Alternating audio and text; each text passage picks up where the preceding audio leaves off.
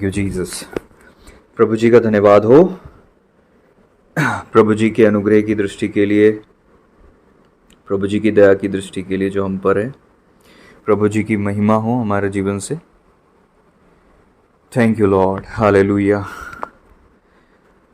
प्रभु जी का वचन कहता है, प्रभु जी हम प्रार्थना करते हैं आपके उत्तम वचनों के द्वारा हमसे प्लीज़ आप बातें कीजिएगा। आपके अधीन आ जाते हैं, आपकी प्रभुता को हम मांगते हैं। सारे नेगेटिव पोर्टल्स बंद करते हैं, बंद कर दीजिएगा लॉर्ड।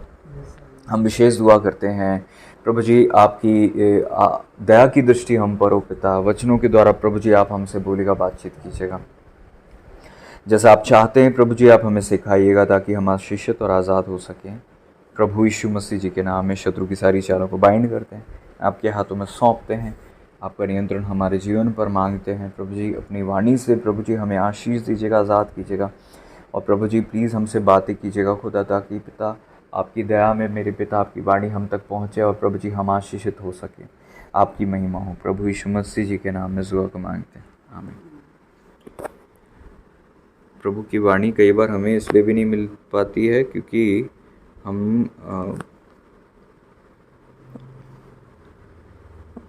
वचनों के प्रति भूखे प्यासे होते नहीं हैं, इसलिए भी कई बार वाणी हमें नहीं मिल पाती है प्रभु जी की। इसलिए वचनों के प्रति भूखे बने, प्यासे बने, ताकि प्रभु की वाणी को आप प्राप्त कर सकें। संहिता उसका 38वां अध्याय जब 14 पद पढ़ते हैं तो वहाँ लिखा है, पढ़ने में सहायता करें अंकित भाई।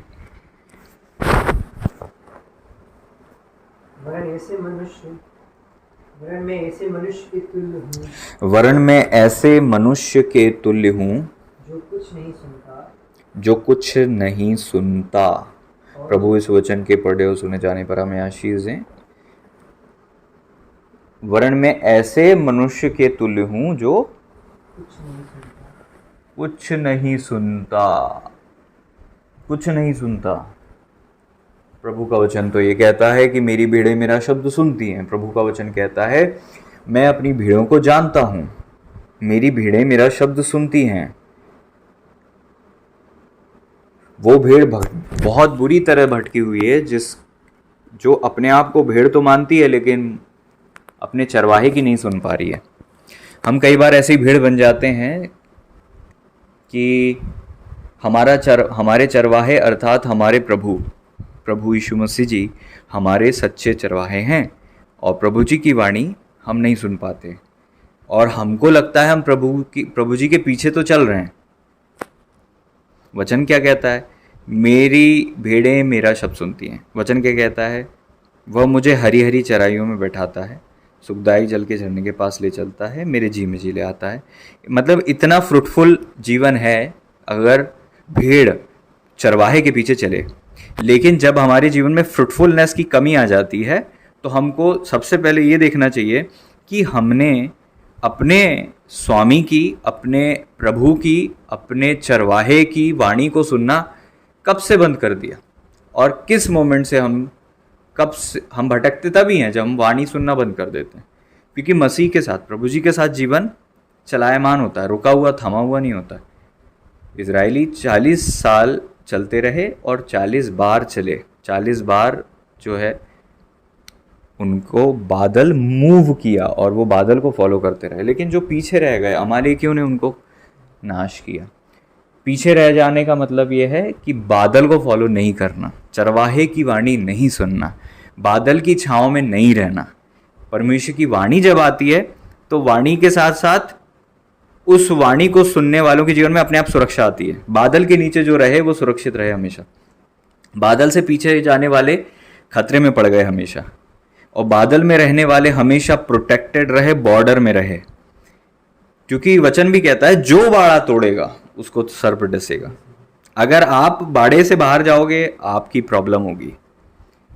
और जब भी आपकी लाइफ में तकलीफ आई उसका कारण था कहीं ना कहीं हमने बाड़ा तोड़ा या हमने वाणी नहीं सुनी प्रभु की। कई लोग बड़े बड़े निर्णय भी परमेश्वर की वाणी को बिल्कुल तुच्छ जानकर, पीछे करके, प्रभु जी हमें क्षमा करें, हम कई ऐसी गलती करते हैं और आपको सीखने की ज़रूरत है जो आप ऐसी गलती करते हैं विशेष रूप में, कि कहीं आप परमेश्वर की वाणी को छोड़कर अपनी मनमर्जी के अनुसार तो नहीं चल रहे, और ऐसा करके आप उस दौर में बड़े बड़े निर्णय तो नहीं ले रहे जो लाइफ को, जीवन को, आपकी सेवा को, आपकी डेस्टिनी को प्रभावित कर सकते हैं। बहुत बड़े बड़े निर्णय लोगों ने ले लिए अपने जीवन के, बहुत ज़्यादा बड़े निर्णय, जैसे शादी, और भी कई बड़े बड़े निर्णय, कहाँ रहना है, किस घर में रहना है। क्योंकि याद रखें, लोकेशन इतनी इंपॉर्टेंट है। हमने सालों वचन सुना है हमने। हम जानते हैं कि जो व्यक्ति यरूशलेम से यरीहो जा रहा था वो घायल होके गया। हम जानते हैं नाओमी जब यरूशलेम में थी, जब इज़राइल में थी, भरी पूरी थी, लेकिन जब मोआब चले गई तो क्या है, मैं भरी पूरी गई थी लेकिन मैं छूछे हाथ लौटी हूं। बिल्कुल, दोनों बच्चे मर गए, पति मर गया, कोई सहारा नहीं था। सब उसको ग्रीट करने लगे, विश करने लगे। उन्होंने कहा नहीं नहीं, मुझे ऐसे विश मत करो। अच्छा खासा जीवन था, थोड़ी सी तकलीफ आई नहीं कि झट परमेश्वर की वाणी और परमेश्वर के पीछे चलना छोड़कर इंसान अपनी दृष्टि के अनुसार चलने लग जाता है। इब्रानियों की किताब 11वें अध्याय में लिखा हुआ है कि वे लोग जो विश्वास करने वाले हुए वो हमारे लिए एक आदर्श हैं। वहां पे आदर्श बताए गए, आदर्श के रूप में लिखे गए हैं वो, कि गवाहों का बड़ा ऐसा बादल हमें घेरे हुए है। वो गवाह हैं इस बात के, उन्होंने परमेश्वर की मानी थी और उनके जीवन में ब्लेसिंग आई। इतना बड़ा बादल आपको घेरे हुए है और परमेश्वर की वाणी है, आप गलती क्यों कर रहे हो? हम गलती क्यों कर रहे हैं? और यहां पर किसी एक गलती के विषय में नहीं, हम सबको यह देखना है कि कहां हम गलती कर रहे हैं।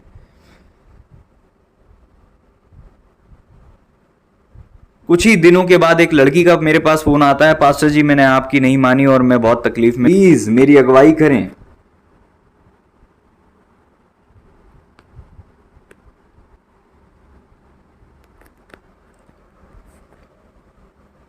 फोन आता है कि मैं तकलीफ में हूं और मैंने आपकी वाणी को नहीं सुना और मैं प्रॉब्लम में फंस गई हूं और अब क्या होगा। वो बहुत निरुत्साहित, परेशान और बहुत ज़्यादा तकलीफ में रोते हुए मुझे उसने मैसेज भेजा। और उसकी तकलीफ इतनी ज़्यादा थी कि उसकी तकलीफ को देख के मैं लिटरली रो दिया। मैं अपने, जहाँ पे मैं दुआ करता था, मैं वहाँ पर प्रभु से विनती करने लगा कि प्रभु सहायता करें इस बेटी की, क्योंकि उसने एक ऐसा गलत निर्णय ले लिया था जो उसके पूरे जीवन को प्रभावित कर दिया, उसकी भविष्य को प्रभावित कर दिया, उसकी सेवकाई को उसने प्रभावित कर दिया। उसकी तकलीफ और उसके रोने और उसके बिलक बिलक का जो रोना था ना, उसके कारण से मैं भी रोने लगा और मैं बड़ी तकलीफ महसूस करने लगा। और मैं सोचने लगा कि इसका तो कोई एग्जैक्ट पॉइंट ही नहीं है, ये तो ऐसा द्वार है, ऐसे रास्ते से चले गए कि वहां से पीछे आना संभव नहीं है। जीवन में कुछ निर्णय ऐसे बड़े बड़े निर्णय होते हैं जो इंसान बिना सोचे समझे ले लेता है और सोचता है कि क्या फर्क पड़ता है, ठीक हो जाएगा सब। नो, कई बार आप अपने प्रियों को भी ऐसे निर्णय लेते हुए देखते हो, उनको निर्णय लेने देते हो, जब वो निर्णय ले रहे होते हैं आप चुप रहते हो, आप जानते हुए भी कि वो गलत कर रहे हैं, बट आप उनको नहीं समझाते। तो आपको लगता है कि वो गलती कर रहे हैं, आप नहीं कर रहे हो, बट क्योंकि वो आपसे जुड़े हुए हैं तो तकलीफ आपके ऊपर भी आ जाती है। जैसे अगर आपके घर में कोई टाइथ नहीं दे रहा है, आपके घर में कोई गलत शादी कर रहा है, आपके घर में कोई गलत निर्णय ले रहा है, गलत घर चूज कर रहा है रहने के लिए, गलत खेत ले रहा है सिगमी खेती करने के लिए, गलत जगह शेयर मार्केट में इन्वेस्ट कर रहा है, गलत रीति से एफडी कर रहा है, गलत खाता खुलवा ले रहा है, गलत संगति में जा रहा है, गलत लोगों के साथ बार बार पार्टी करता है, सब कुछ हमें दिखाई तो देता है लेकिन हम नहीं उसमें इंटरफियर करते। लेकिन सामने वाला अपना घड़ा भर लेता है और तकलीफ में जब पड़ जाता है तो उसके कारण, उसकी गलती के कारण हम भी भुगत रहे होते हैं। और बाद में हम बोलते हैं कि यार मुझे लग रहा था कि आज आपको बाइक से जाना नहीं था, मुझे लग रहा था आज आपको ट्रेन से जाना नहीं था, मुझे लग रहा था आपको बस से जाना नहीं था, मेरे को लग रहा था आप टाइथ नहीं दे रहे हो तो ये प्रॉब्लम होगी, मुझे लग रहा था। पहले हम दोस्ती बचाने के लिए सामने वाले के गलत निर्णयों में उसके सहभागी हो जाते हैं, बाद में वो गलत निर्णय ले लेता है तो हम उसको भी पीछे कर देते हैं और हम उससे भी दूर हो जाते हैं। पहले दोस्ती बचाने के लिए सामने वाले को गलत निर्णय में धकेल दिया, अब बाद में आप अपने आप को धर्मी बना या अपने आप सोच रहे हो कि चलो अब मैं उससे किनारे हो जाऊं क्योंकि अब वो तकलीफ में पड़ गया। सच्ची दोस्ती तो ये थी आपकी, और ये होती आपकी जब आप उसकी सहायता करते, उसको आप बोलते, आप उसको टोकते। धर्मी अधर्मी दोनों को चेताना है हमें, आपको समझाना था, ऐसे करके आप अपने दोस्त को पा लेते। लेकिन अब आपने अपनी दोस्ती भी खो दी। आपको लग रहा था कि आप सामने वाले के गलत चीजों में उसको डांटेंगे या समझाएंगे नहीं तो सामने वाला आपसे नाराज हो जाएगा और आपकी दोस्ती टूट जाएगी। आपने दोस्ती बचा ली और दोस्त को गड्ढे में जाने दिया, और अब आप उस गड्ढे में उतरना नहीं चाहते क्योंकि वो दोस्त की गलती थी, और अब आप ऊपर से देखकर अपने आप को सोच रहे हो कि चलो मैं तो बच गया, और उसको गड्ढे में डाल जाने के लिए आपने जाते हुए देख लिया, रोका नहीं, और उसके कारण से अब आपकी दोस्ती भी नहीं बची है। गलत शादी करते वक्त में तो बहुत सारे दोस्त थे आपके, लेकिन जब शादी हो गई तो अब वो दोस्त नहीं है आपके पास, क्योंकि कहीं ना कहीं हमारे निर्णय ही हैं जो लौट कर हमें बताते हैं और हम पलट कर देखते हैं कि हाँ, हमसे कहां गलती हुई थी। मेरी भेड़ें मेरा शब्द सुनती हैं, वचन कहता है, तो हमें परमेश्वर की भेड़ बनना है जो बादल के नीचे चले, परमेश्वर की वाणी को सुने। वचन में क्या लिखा हुआ, फिर से पढ़ें, कैसा मैं व्यक्ति कैसा हो गया, वरन मैं ऐसे मनुष्य के तुल्य, मैं तो ऐसे मनुष्य के तुल्य हूं या हो गया जो कुछ नहीं सुनता, मैं ऐसे मनुष्य के तुल्य हूं। आज प्रेजेंट कंडीशन यह है कि जो कुछ नहीं सुनता। Praise the Lord. वचन कहता है जिसके सुनने के कान हो वह सुन ले कि आत्मा कलीसियाओं से क्या कहता है। परमेश्वर ने अपने दास मूसा को भेजा इजरायलियों से बात करने के लिए, और परमेश्वर के दास निरंतर बात किया करते थे जब जब परमेश्वर की वाणी उनको मिलती थी, लेकिन लोग सुनना नहीं चाहते थे। उन्हें अपने कान बंद कर ली, कान भारी हो गए। आज भी परमेश्वर की वाणी आपके दिल में आ रही है, उतरती है, आती है, लेकिन हमने अपने दिल को पत्थर बना दिया है, हम सुनना ही नहीं चाहते हैं। ऐसा नहीं है कि परमेश्वर की वाणी आपको मिलती नहीं है, मिलती है, लेकिन परिस्थितियों के कारण से, झाड़ियों के कारण से, दबाव, प्रेशर, फोर्स, इन गलतियों के कारण से हम परमेश्वर की वाणी जो बड़ी धीमी धीमी आती है उसे हम सुनना बंद कर देते हैं, और वो धीमी सी आवाज जो है बाकी शोरगुल में दब जाती है, क्योंकि परमेश्वर की वाणी धीरे से दिल में आती है और उसे समझने के लिए इतना सेंसिटिव और शांत होना पड़ता है। और वो व्यक्ति जो निरंतर आज्ञा मानते रहेगा उसे परमेश्वर की वाणी ज्यादा स्ट्रॉन्ग रूप में मिलेगी, परमेश्वर की वाणी उसको स्पष्ट दिखेगी। जो ये ऐसा है जैसे वो भेड़ जो चरवाहे की सुनकर एक बार में पीछे आ जाती है, तो वो चरवाहे के ज्यादा नजदीक पहुंच जाती है आज्ञाकारिता के कारण से। वचन कहता है आज्ञाकारिता से प्रभु प्रसन्न होते हैं। अब जब आप परमेश्वर की वाणी सुनते सुनते रेगुलर रहोगे तो प्रभु के निकट पहुंचते जाओगे, और प्रभु का वचन कहता है परमेश्वर उससे प्रसन्न होते जो मेरी सुनकर मानता है। प्रभु की वाणी आप तक पहुंचती है। वचन कहता है और हम उसके साथ डेरा करेंगे। जो मुझ में बने रहेगा मैं उसमें बने रहूंगा, बहुत फल फलेगा।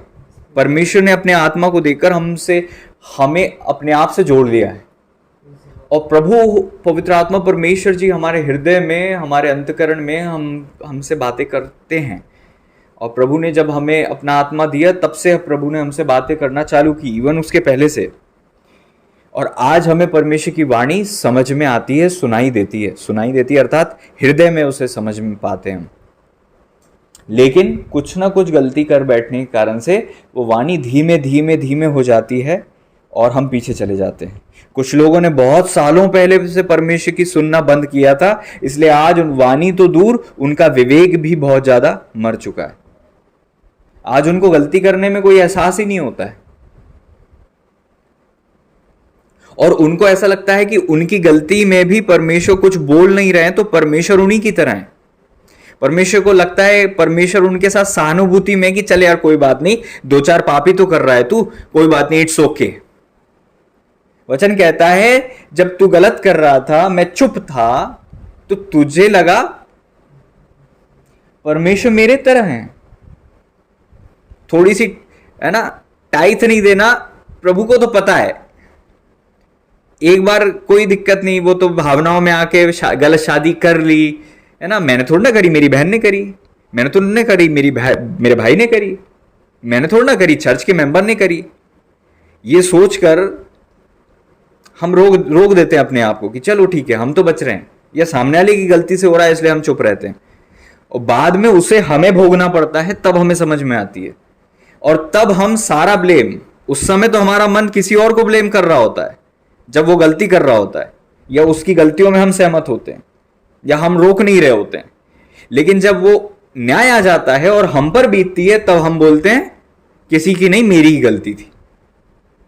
बाद में हमें समझ में आती है कि लिटरली पहले तो आपको लग रहा था कि आपकी नहीं उसकी गलती है, अब आप खुद ये कह रहे हो कि मेरी खुद की गलती है। पहले तो परिस्थितियों के कारण कि नहीं हमारे घर वाले फोर्स कर रहे इसलिए हमने शादी कर ली, बाद में रोते हुए मुझे ये कहते pastor ji this is only my fault, ये मेरी गलती है, केवल ये मैंने अपनी गलती से किया।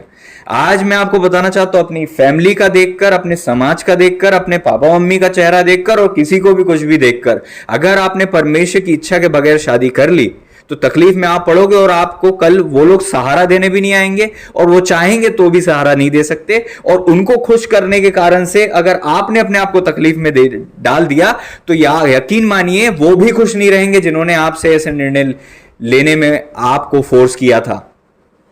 वो भी खुश नहीं रहेंगे, आप भी खुश नहीं रहोगे, और कुछ भी ठीक नहीं रहेगा। जीवन में हमेशा याद रखना, चाहे कोई भी व्यक्ति क्यों ना हो, चाहे वो मैं ही क्यों ना हूं, अगर हम परमेश्वर को पीछे करते हैं तो वो हमारे लिए कभी ब्लेसिंग का कारण नहीं होता। जिस जीवन साथी को पाने के लिए आपने प्रभु को पीछे कर दिया, क्या वो जीवन साथी आपके लिए ब्लेसिंग बनेगा? फिर एक समझदार व्यक्ति इस बात को समझ जाता है कि अगर परमेश्वर मेरे जीवन में पहले और प्रथम है तो मेरी बाकी हर एक चीज आशीषित है, और प्रभु को पीछे किया तो मेरी लाइफ की वो ब्लेसिंग जो है वो वास्तव में ब्लेसिंग नहीं है, वो मेरे लिए तकलीफ का कारण बनती है।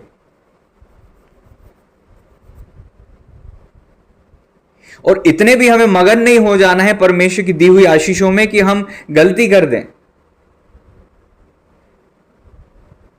कि हम परमेश्वर के पास जाना बंद कर दें, हम प्रभु के सम्मुख भेंट चढ़ाना बंद कर दें, हम प्रभु के सम्मुख समय बिताना बंद कर दें, हम प्रभु को अपने जीवन में पहला स्थान देना बंद कर दें, या परमेश्वर से बांधी हुई, हम समझ रहे हैं आप इस बात को, हम ये गलती करें, ये ठीक नहीं है। और बड़े बड़े निर्णय, छोटे छोटी गलतियों को तो हम बड़ा मानते हैं, और बड़ी गलतियों को हमने इतनी आसानी से आंख बंद करके हम आगे बढ़ जाते हैं। कहीं ना कहीं हमारी गलती है। कुछ लोग रो रहे हैं आज कि हमें ऐसा नहीं हो रहा, वैसा नहीं हो रहा, विशेष रूप में कुछ लोग रो रहे हैं संतान के लिए आज, और भी कई चीजों के लिए, और हम ये नहीं समझ पाते हैं कि प्रभु हमारी सहायता करें। प्रभु सबको ब्लेस करना चाहते हैं। प्रभु जी आपको ऐसा नहीं है कि प्रभु के कारण तकलीफ में आप हो, no, this is not because of God, but सांप का काम ही है कि वो बाड़े के बाहर खड़ा रहेगा, और जो बाड़ा तोड़ेगा सांप उसको डस लेगा।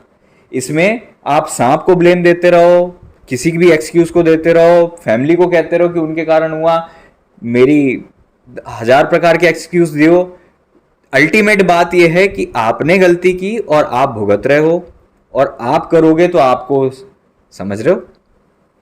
प्रभु करें कि हम गलतियों से बचें। प्रभु जी हमारी सहायता करें कि हर एक गलतियों से हम बचें, पाप बुराई व्यभिचार से बचें, घमंड से बचें हम, है ना, चोरी से बचें हम। वचन कहता है कि तुम पर भारी शाप पड़ा है, वचन ये नहीं कहता, हमको लगता है ना हमने एक बार टाइथ नहीं दिया, हमने पैसा नहीं दिया तो हम लोग प्रॉब्लम में, छोटी सी प्रॉब्लम है। हमारा मन रियल में, हमारा विवेक ऐसा कह रहा होता है कि ओके हम दे देंगे, अगली बार दे देंगे, हम अपने मन में तो ठान लेते हैं, लेकिन वो दौर भारी शाप का कारण बना देता है। वचन कहता है तुम पर भारी शाप पड़ा है। मैं नहीं कह रहा हूं, वचन कहता है ना। कुछ लोग बड़े निराश हो जाते हैं, टाइट की बात हुई निराश हो जाते हैं, लेकिन वही लोग खुश होते हैं जिनको जो टाइट देते रहते हैं। इस वचन से उन्हीं को खुशी मिलती है। लेकिन याद रखो, जहां आपकी दुखती नस है वहीं पर दबाया जाएगा, वहीं तकलीफ, वही तो प्रॉब्लम है आपकी। कुछ लोग की प्रॉब्लम शादी है, उनको बार बार चुभती है बात। कुछ लोगों की प्रॉब्लम टाइट है, उनको बार बार चुभती है बात। मोस्टली मेजर हमारे इश्यूज जो होते हैं वही सेम की सेम इशू चल रहे होते हैं। आपको लगता है ना, आप पास्टर को ब्लेम करते हैं कई बार लोग, क्या शादी प्रचार हो रहा है, क्या टाइट प्रचार हो रहा है। इसका कारण क्या है? इसका कारण यह है, परमेश्वर की वाणी अगर आपको मिल रही है तो कहीं ना कहीं कुछ ऐसे क्षेत्र होंगे जहां पर हम तकलीफ में होते हैं, कुछ ऐसे क्षेत्र होंगे जो चर्च की लिए गिरावट का कारण होते हैं। क्या आप व्यक्तिगत रीति से एक ही प्रकार की गलतियों में बार बार नहीं गिरते हो? आप देखो अपने जीवन को लेकर कि मुख्यतः आपसे हाईलाइटेड जो गलतियां होती हैं वो मुश्किल से 2-3 गलतियां होती होंगी। इजरायलियों से आपको देखो कि आप जब आप गलतियों के पैटर्न को देखते हो किसी की भी लाइफ में, गलतियां जो हो रही हैं उसका एक पैटर्न होता है। और चर्च में भी आपको यह चीज दिखाई देती है कि एक प्रकार का झुंड जो है एक प्रकार की गलतियों में ज्यादा है। कुछ लोग केवल पास्टर के विरोध में बलवा करने में ज्यादा होते हैं, कुछ कलीसियाओं की यह समस्या होती है। लेकिन आपको देखना है कि आपकी व्यक्तिगत स्वयं की समस्या क्या है और आपकी पारिवारिक गलतियां क्या हैं जिसके कारण से आपका परिवार बार बार फंसता है। हो सकता है वो बलवा हो पास्टर के विरोध में, हो सकता है वो टाइप देने की कमी हो, या हो सकता है कि वो और कोई ऐसे गलत निर्णय हो, या परमेश्वर के विरोध में जाने वाला कोई ऐसा डिसीजन हो, थोड़े थोड़े टाइम में रेबेलियस नेचर आना हो, बलवा करना हो अभिषिक्तों के विरोध में, तकलीफ में पड़े तो हाथ जोड़ लिए और जब सब ठीक हो गया तो सर ऊंचा कर लिए और अपने आप को ऊंट समझ लिया। रेगिस्तान में ऊंट को लगता है मैं ही पहाड़ हूं। आप समझ रहे हैं इस बात को? हम्बल बने, हम्बल बने, हम्बल बने, हम्बल बने, हम्बल हो जाएं। परमेश्वर ने अगर आपको कुछ दिया है तो वो परमेश्वर की दया से मिला है, आपके कार्य से नहीं, आपकी क्षमता से नहीं, और आपके कठिन परिश्रम और प्रयत्न से नहीं। ऐसे कितने लोग हैं जो आपसे ज्यादा परिश्रम करते हैं? जो कुछ आपको परमेश्वर ने दिया अपनी दया और अनुग्रह के निमित्त दिया है। कहे, जो कुछ परमेश्वर ने मुझे दिया, जो कुछ परमेश्वर ने मुझे दिया, जो कुछ प्रभु जी ने मुझे दिया, जो कुछ प्रभु जी ने मुझे दिया, अपनी दया में अपनी दया और अनुग्रह में दिया। और अनुग्रह में दिया। परमेश्वर के अनुग्रह से मुझे मिला है, परमेश्वर के अनुग्रह से मुझे मिला। मेरी योग्यता से नहीं, मेरी योग्यता से, मेरी क्षमता से नहीं, मेरी क्षमता से नहीं, मेरी काबिलियत से नहीं, मेरी काबिलियत से नहीं, प्रभु की सहायता से, प्रभु की सहायता, प्रभु की मदद से प्रभु की मदद से मुझे मिला है। मुझे मिला है।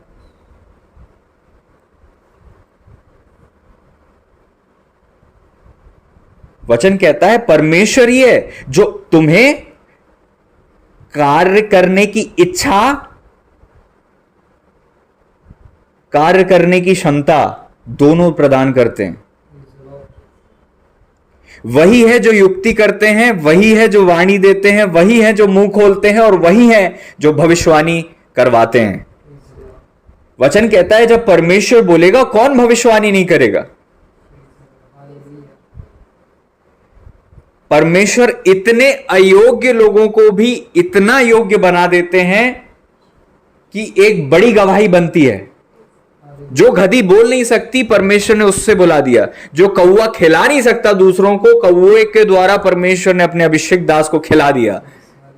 आपसे जो हो नहीं सकता था, आपकी पूरी उम्र और क्षमता लगने के बाद भी परमेश्वर यूं आपसे करवा देता है और आपको लगता है ये आपकी बढ़ाई हुई भुजा का कार्य हुआ, या आपने ज्यादा परिश्रम कर लिया था, या आप ओवर स्मार्ट थे कि आप टाइम पे सही डिसीजन लेके निकल गए। और परमेश्वर ऊपर से देख रहे हैं जिन्होंने आपको सहायता दी है, और जो आपने घमंड किया है वो आपको एक दिन उसको भोगना पड़ेगा। वचन कहता है क्या ये बड़ा बेबीलोन नहीं ऐसा घमंड करने लगा था नबूकदनेस्सर। वो अपनी छत पर टहलते हुए कहता है क्या ये बड़ा बेबीलोन मैंने खुद अपनी क्षमता से नहीं बनाया। ओ प्रभु ऐसे घमंड से हम सबको बचाएं। आमीन। हिस्ट्री अगर आप पढ़ते हैं तो वहां पे लिखा है कि उनने हैंगिंग गार्डन बनाए थे। हैंगिंग गार्डन इतनी ज्यादा हाई टेक्नोलॉजी के साथ इतना ज्यादा ब्लेस्ड हो चुके थे वे लोग, और जब वो अपने छत पर टहल रहे थे, क्या होता है ना, क्या होता है मैं आपको बताता हूं। देखो होता क्या है, यही हम समझ नहीं पाते। हमें प्रभु और प्रभु के दूत तो दिखाई नहीं दे रहे होते। जब हम बिजनेस करने जाते हैं वो दूत आगे जा रहे हैं वो तो नहीं दिखता हमें। मैंने आपको कहा था एंजल्स इन चीजों को कंट्रोल करते हैं। परमेश्वर ने अपने दूत ठहराए हुए हैं। वचन कहता है जो दूत मेरे आगे आगे जाएगा, दूत मैं भेजूंगा। विवाह के लिए भी दूत नियुक्त होते हैं कि एक शादी आपकी हो गई, आपको लगता है ये आपके कुछ निर्णय थे, परमेश्वर के दूतों की डेंस हेल्प थी। डेंस गहन सहायता थी, गहन। आपको दिखाई नहीं दिया तो आपको समझ में नहीं आया। परमेश्वर ने बिजनेस के लिए आपके आगे आगे अपने गार्डिंग एंजल्स, हेल्पिंग एंजल्स, अपने बलवंत दूतों को भेजा, जिसके कारण से आपने ऐसे निर्णय ले पाए। आप गए और परमेश्वर ने फेवर दिला दिया। आप गए और सामने वाले का मन परमेश्वर ने बदल दिया। आपने हाथ डाला और आपने वहां से बटोरा। आपने खेती की और 100 गुना आ गया। जब आप सो रहे थे तो आपको नहीं दिखा, स्वर्गदूत आकर वहां पर छींटे मार रहे थे। स्वर्गदूत वहां पर, जब पानी नहीं गिर रहा है तो परमेश्वर ने स्पेशल एंजल्स को नियुक्त किया होगा कि वहां इसहाक के खेत के ऊपर मेह बरसाओ।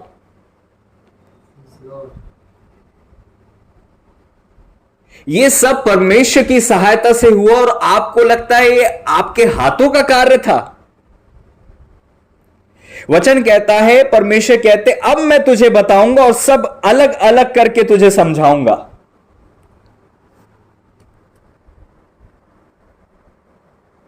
अलग अलग करके तुझे समझाऊंगा।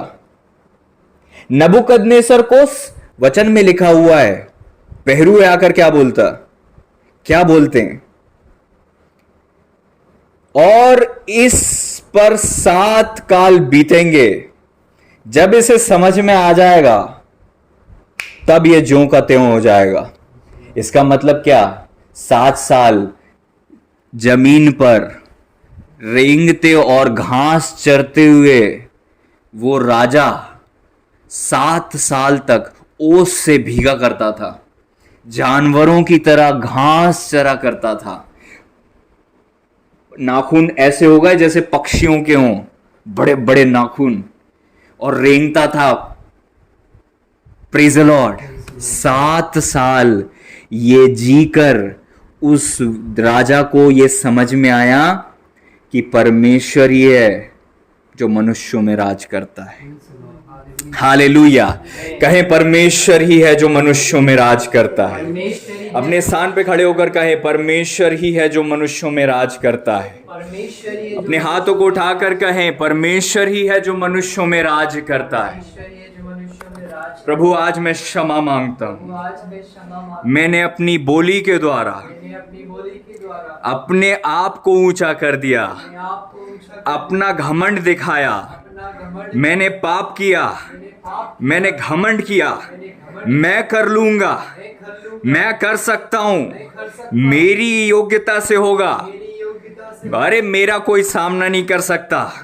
मेरे निर्णय ऐसे रहे, मेरी बुद्धि ऐसी थी, ये गलती मैंने की है प्रभु।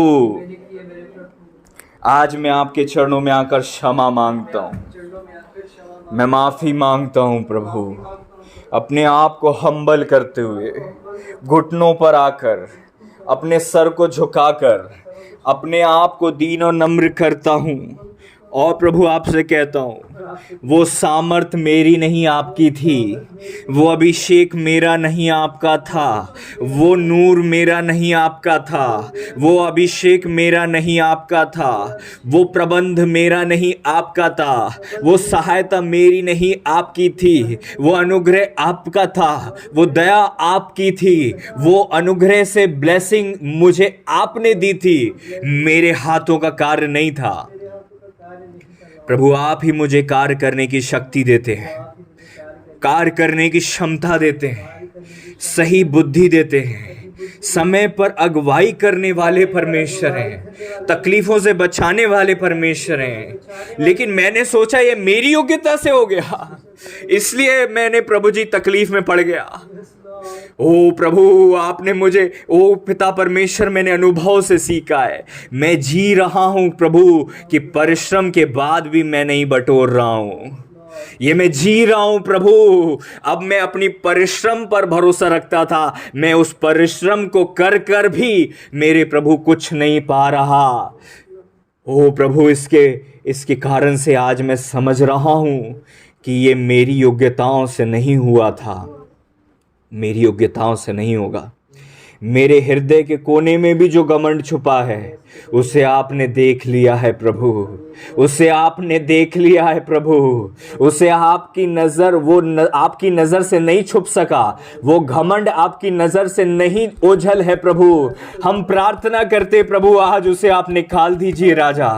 प्रभु जी उस चट्टान की गहराई में भी प्रभु जी अगर कहीं घमंड छिपा है जो समय पर ऊपर आएगा, आज ही निकल जाए पिता, मेरी प्रार्थना है। ओ प्रभु हम्बल मुझे बना दीजिए राजा, हम्बल बना दीजिए प्रभु, हम्बल बना दीजिए राजा, हम्बल बना दीजिए प्रभु। आपका वचन कहता है, आपने कहा मैं इज़राइलियों को देखूंगा कि वो मेरी आज्ञा मानते हैं कि नहीं। प्रभु जी आप जो कुछ करते बहुत अच्छा करते पिता, हम प्रार्थना करते हैं ओ खुदावंद प्रभु जी कहीं हम घमंड ना कर लें उन आशीषों को पाने के बाद। इसलिए प्रभु कई बार हम बहुत कठिन परिस्थितियों से पिता गुजर कर पाते हैं ताकि हम घमंड ना करें और हमें ये यकीन हो जाए कि अब हमारी योग्यताओं से कुछ नहीं होगा, ताकि एक दिन में आप फूल और फल की आशीष दे दें। जिस वक्त हमें यकीन हो जाए प्रभु जी कि ये आप ही है, आपकी योग्यता से होता है, आपकी सहायता से होता है और हम नहीं प्रभु, हमारी जगह कोई भी होता उसे आप उठा सकते हैं, उसे आप बढ़ा सकते हैं, उसे आप मजबूत कर सकते हैं। ये आपकी क्षमता से होता है, आपकी योग्यता से होता है प्रभु। ये हम में कुछ बेहतर नहीं है प्रभु, ये आपकी योग्यता है जो आपने हमें दी है पिता। नबूकदनेस्सर को जब यह यकीन हो गया, उस जानवर की अवस्था में भी उसने कहा परमेश्वर ही है जो सब मनुष्यों में राज करता है। उसी वक्त से प्रभु जी आपने उसे वापस सिंहासन, वापस से पिता आपने ठीक कर दिया और उसे वापस जो उसने खोया था दे दिया और उसने कभी ये घमंड नहीं कर सका होगा प्रभु कि खुदावंद प्रभु जी उस राजा की योग्यता से हुआ। मेरे प्रभु जी वचन कहता उज्जिया का मन फूल गया, वो घमंड करने लगा और वो नीचे गिर गया मेरे प्रभु, और वाणी भी रुक गई, परमेश्वर की बात भी नहीं आई। मेरे प्रभु ऐसी बड़ी गलती हमसे ना हो, ऐसी बड़ी गलती हम लोगों से ना हो प्रभु, ऐसी बड़ी गलती हम लोगों से ना हो प्रभु जी। ओ पिता परमेश्वर प्रभु जी हम अपने आप को ओवर स्मार्ट समझने लग गए। आज हम मानते हैं पिता, हम ओवर स्मार्ट समझने लग गए। हमको लगता था हम ABC फॉर्मूले को अपनाएंगे तो हम सफल हो जाएंगे। प्रभु कोई फॉर्मूला सफल नहीं करता, आज हमने सीख लिया है लॉर्ड। फॉर्मूले से सफलता नहीं मिलती प्रभु, आप उन्हें भी आशीष दे देते हैं जो छितराते फिरते हैं। ओ प्रभु वे भी धनाढ्य हैं मेरे पिता जो यूं ही फेंक देते हैं मेरे पिता। इस पर कोई फॉर्मूला नहीं है लॉर्ड, ये आपकी ब्लेसिंग है, आपकी बरकत है, आपकी ब्लेसिंग है। ओ प्रभु जी हम आपकी महिमा करते हैं पिता, हम धन्यवाद देते हैं, आपकी योग्यता है, आपकी क्षमता है, आपकी सहायता है। सुलेमान मेरे प्रभु जी वो बड़ी चढ़ाई को चढ़ाकर इसलिए जाता था, उसे यकीन था ये सारी चीज़ों का कारण केवल परमेश्वर है जो अपने भवन में है, परमेश्वर है जो अपनी तंबू में है, परमेश्वर की उपस्थिति है। वो कहते ये मनुष्य बना तो सकता है, लेकिन अगर आप इस भवन में नहीं आए तो कुछ नहीं होगा लॉर्ड, अगर आप नहीं आए तो कुछ नहीं होगा प्रभु। उस दास ने बड़े से बड़े बलिदान करे मेरे पिता, ताकि प्रभु जी आपकी प्रेजेंस आ सके। आज हम सोचते हैं पिता हमारी क्षमता से होगा, बल्कि मेरे प्रभु आपकी उपस्थिति में समय बिताने से होगा, आपकी प्रेजेंस में बैठ जाने से होगा।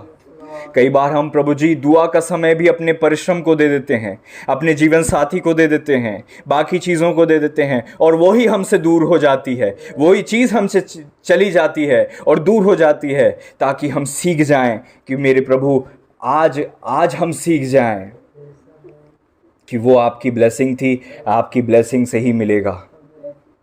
हाँ मेरे प्रभु, हम प्रार्थना करते हैं आज के दिन पिता हमारी ये गलती हम सुधार सकें, सहायता करें।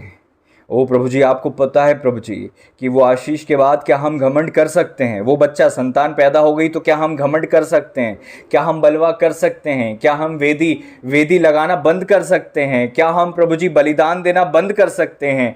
क्या हम संगति में आना बंद कर सकते हैं? कितने ऐसे हैं जिनकी नौकरी लग गई प्रभु जी, उनने आना बंद कर दिया। कितने ऐसे हैं मेरे प्रभु जी। ओ खुदा, हम आज इस गलती के लिए क्षमा मांगते हैं पिता, हम क्षमा मांगते हैं पिता। ओ प्रभु जी, ये लड़कियां जो अपने पतियों को रोकती नहीं है मेरे पिता गलत करने से, इनकी बुद्धि खुले, मेरी विशेष दुआ है पिता। वचन के आधार पर सहायता कीजिएगा पिता, हमारी सहायता कीजिए। आंखों देखिए हम मक्खी खाते हैं और प्रभु जी गड्ढे में गिरते हैं, और बाद में रोकर हम बोलते हैं कि हमारे लिए दुआएं करो। मेरे प्रभु जी, हम ही हमारी गलती है, हम ही हमारे गड्ढों के कारण बने हैं। हमने ही मुंह खोला और प्रभु जी फंदे में फंस गए। हमने ही गलतियां की थी, इसलिए हमने प्रभु जी ये तकलीफ़ें जी हैं और भोगी हैं और देखी हैं पिता। आज हम प्रार्थना करते हैं पिता, हम उस मनुष्य की तरह बन गए पिता जो सुनता ही नहीं है लॉर्ड। आज हम प्रार्थना करते, आज से हमारे कान खुल जाएं और हम वचनों को सुनें और उसके आधार पर चलें और आपको फॉलो करें और आपके मार्ग पर बने रहें। अच्छी और सच्ची भीड़ बने जो आपके पास पास चलती है, हरी चराई के लालच में नहीं भागती फिरती, बल्कि प्रभु आपकी वाणी के पीछे चलती है। हरी चराई जो है, हरी चराई खाते वक्त भी अगर स्वामी ने आवाज़ दे दी तो दौड़कर आपके पास आ जाती है। ऐसी भीड़ हमें बना दीजिए प्रभु, ऐसी भीड़ बना दीजिए जो इसहाक से नहीं, इसहाक के देने वाले से प्रेम करे, इसहाक के दाता से प्रेम करे। इसहाक को अपने जीवन में पहला स्थान नहीं, बल्कि इसहाक के रूप में आशीष देने वाले सच्चे दाता परम प्रधान परमेश्वर को अपने जीवन में पहला स्थान देने वाले बने।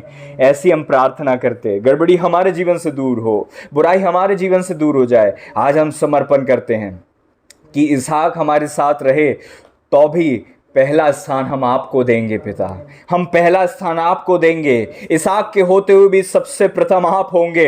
हम एक झटके और एक पल में इसहाक को छोड़ सकते हैं आपके लिए। हम ऐसे बन जाएंगे राजा, हम हरी चराई के प्रभु जी को देखकर इतने प्रभावित नहीं होंगे कि आपकी वाणी को पीछे कर दें।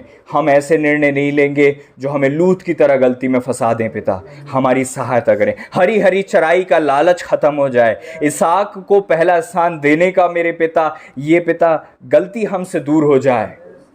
हम आज सुधरना चाहते हैं, आज हम वापस से आपसे सहायता मांगते हैं, एक मौका मांगते हैं पिता। सब लोग व्यक्तिगत दुआ करें। प्रभु, मैं एक मौका मांगता हूँ लॉर्ड, आपसे एक मौका मांगते हैं पिता कि जब जब हम पिता परमेश्वर भटके प्रभु, आप प्लीज़ हमसे बातें कीजिएगा ताकि पिता हम आपके मार्ग में वापस आ जाएं। और हम प्रार्थना करते हैं पिता, हम आपको अपने जीवन में सर्वप्रथम पहला स्थान देंगे पिता।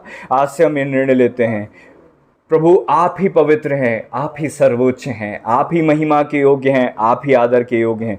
बड़ाई केवल आपकी है, तारीफ के काबिल केवल आप है।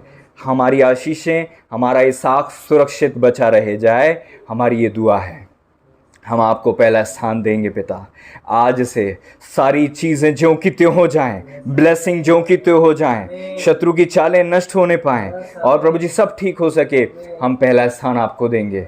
जो घंटे आपको हम दिया करते थे आपकी प्रेजेंस में, अब वो अपनी नौकरी को नहीं देंगे, लाइफ पार्टनर को नहीं देंगे, वो हम ब्लेसिंग को, इसहाक को, अपनी हरी चराई को नहीं देंगे, केवल आपको देंगे प्रभु।